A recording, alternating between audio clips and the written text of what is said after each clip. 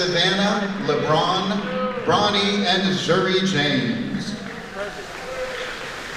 There is a 6'6" son, LeBron, who shoots 40% from deep, and everyone is talking about Bronny, while Bryce James has just dropped 21 points to Carlos Boozer's son, and this kid who averaged 3.8 points 2 years ago is now ranked among the top 20 shooters in his category. Outlet pass goes to Hightower, into the corner, and a tie-up. But wait until you see in 10 minutes how he went from invisible prospect to future NBA player in just 18 months, because this transformation will show you exactly why the Lakers might need the two James brothers on their roster, even if it means completely removing Bronny instead. We all know the story. LeBron breaks the all-time scoring record. Bronny gets drafted by the Lakers, $8 million over 4 years, cameras following every breath this family takes. But here's what's completely insane. While everyone was watching Bronny, his little brother Bryce was quietly becoming one of the most underrated prospects in his entire class. June 14th, 2007, Cleveland. While LeBron was playing his first NBA Finals against the Spurs, Bryce was born, and from that day forward he's lived in the shadow of his older brother, the one who was gonna play with their dad, the one who had all the media attention, while Bryce was the invisible middle child. Check this carefully. Sierra Canyon, one of the best high school programs in the country. Bryce spends 2 full seasons there and averages only 3.8 points per game, sitting on the bench, watching his brother shine, and every scout was saying the same thing. This kid will never make the NBA. He should think about another career. Has the defensive rebound, and some elbows there. Except nobody saw what was actually happening. Nobody except Bryce himself. Okay, this is gonna sound crazy, but being LeBron James's second son is probably the worst possible position in basketball. I'm serious, because everyone expects Bryce to be exactly like Bronny. But meanwhile, Bryce is just trying to find his own identity on a basketball court, and the pressure of that comparison is something we can't even imagine.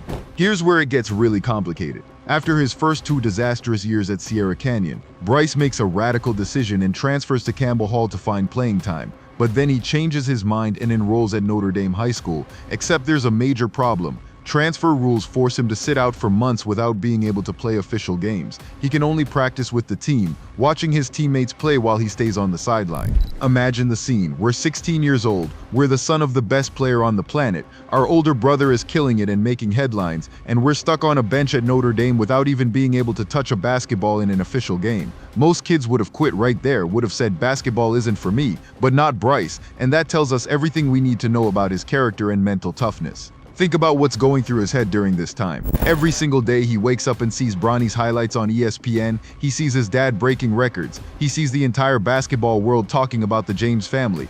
LeBron James, a shot at history.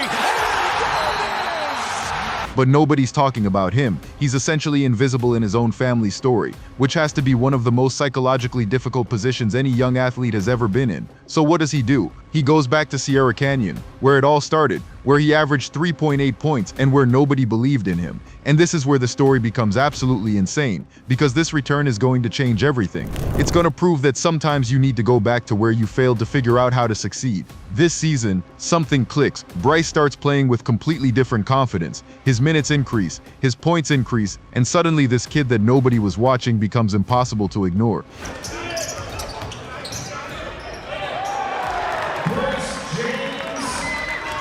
He drops 21 points on Cameron Boozer, who is himself a 5-star prospect and son of a former All-Star. And scouts start thinking, wait a second, who is this kid? And that one game alone changed the entire narrative around Bryce James forever.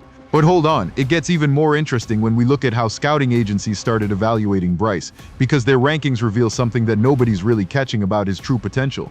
So here's where people get Bryce James completely wrong. They think he has hype just because his last name is James, but let's check the real numbers, because this is where it gets serious. 2047 Sports gives him 86 out of 100, with 3 stars, which places him as the 41st best shooting guard in his class. He has the highest 3-point percentage on the team, shooting 43% from 3 this season in his career. ESPN rates him a bit lower at 78 with 3 stars too, 49th at his position, but look closely now. On3 gives him 94 out of 100 with 4 stars, 18th best shooting guard in the country, and 71st best player regardless of position in his entire class. We see the pattern here. The more time scouts actually spend watching Bryce play, the higher his rating climbs, because he's literally a late bloomer who's improving faster than any prospect they've seen in years. And here's why this is absolutely crucial. 2 years ago, 0 scouts would have bet $1 on Bryce James making the NBA. Today, they all have to rewrite their reports because this kid is progressing at a speed that's impossible to predict. But the really insane part isn't just that he's improving, it's how he's improving, because Bryce doesn't even play like Bronny, which means he's not following his brother's blueprint. He's creating his own path, and that's driving scouts completely crazy because they can't directly compare him to someone they already know. Check this, while Bronny is a classic guard who needs the ball in his hands to create, Bryce plays like a finisher, like a player who can exist without dominating possessions. And in the modern NBA where spacing and catch and shoot are king, that profile is worth gold. Literally gold. The latest reports say Bryce now measures 6'6", which means he's still growing recently. And in recent photos, we clearly see him getting dangerously close to LeBron's own height, which opens up completely new matchup possibilities. But wait until you hear what makes Bryce truly special as a player, because his skills are making scouts completely rethink their evaluation of his NBA ceiling. Okay, we're getting deep now, and I haven't even shown you the real reason why Bryce could be more NBA ready than Bronny. Listen carefully now, because this is going to explain everything about why his game translates perfectly to the modern league. First thing, Bryce shoots at an elite level from deep. We're not just talking basic catch and shoot, we're talking deep shots beyond the three-point line, with a form that already looks mature and confident. It's the part of his game that's always impressed, even when he was averaging almost nothing in points. And in a league where we live and die by the three-pointer, having a 6'6" kid who can stretch the floor like that is huge. But look at what's really crazy. Bryce also finishes super well at the rim. He has a touch near the basket that's soft and creative, capable of finishing contested layups even with multiple defenders around him. And over the last few months, he's developed a mid-range game that often comes off the dribble, which means we could be talking about a prospect capable of scoring from all 3 levels. Scoring from all 3 levels at 17 years old. Do we really get what that means? That's the profile every NBA team is desperately searching for. That's the type of player who adapts to any offensive system without needing to be the star. Just be excellent everywhere and do the job. And in the NBA where role definition is everything, being able to do multiple things at a high level is more valuable than being great at one thing.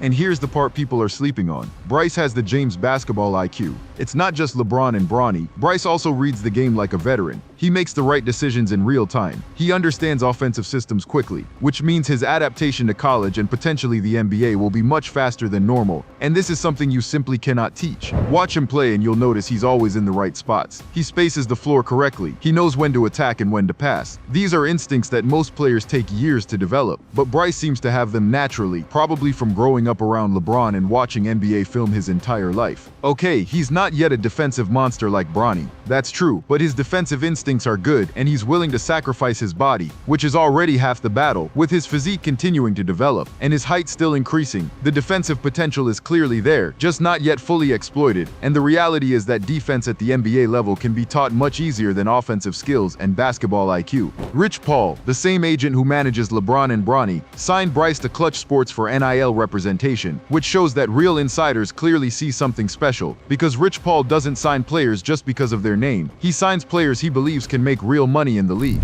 Listen carefully now, because what I'm about to reveal about his college options and his future timing proves that Bryce could be in the NBA faster than anyone thinks, and the path he's taking is absolutely perfect. Alright, here we are. The real bomb that nobody in mainstream media is saying. Are you ready? Bryce James could be drafted higher than Bronny. I'm completely serious, and here's exactly why this isn't just speculation, but actually makes perfect sense when we look at all the factors. Duquesne and Ohio State have already offered him Division I spots. And check the irony here. LeBron has always said that if he'd played college, it would have been with the Buckeyes. So if Bryce goes to Ohio State, he's literally accomplishing his father's college dream that LeBron never got to fulfill. And South Carolina is also in the conversation to offer him a spot, which means he's gonna have options. But here's the real explosive question. Does Bryce even need college? Look at his timeline. He'll turn 18 in June 2025, which means he could declare for the 2026 draft if he does 1 year of college, or even 2027 if he does 2 years. But either way, he'd be younger than Bronny was when he got drafted this year at 19 years old. Do we really grasp the magnitude of this? Bronny was taken 55th overall with an $8 million contract over 4 years after surviving a cardiac arrest that almost destroyed his career. But Bryce has 0 medical red flags. He's progressing at an insane speed, and he has a player profile that fits the modern NBA better than a defensive guard like Bronny, which means teams will value him differently. in 18 months, maybe 30 months maximum. We're going to be talking about Bryce as a real lottery prospect if his trajectory continues exactly like this. And here's what makes all of this absolutely crazy. The Lakers could have the opportunity to draft both of LeBron's sons, creating the first father and sons dynasty in NBA history, something that would break every record for jersey sales and media attention. Imagine the scene, 2027. LeBron is 42 years old and still playing. Bronny has 2 years of NBA experience, and Bryce comes out of college as one of the best shooters in his class. All three James on the same court at the same time. Nobody's ever seen that in professional sports history. Not in basketball, not in baseball, not in any major sport. The kid who was averaging 3.8 points 24 months ago is now 2 years maximum away from potentially being a first-round pick, while his older brother, who had all the attention, was taken 55th overall.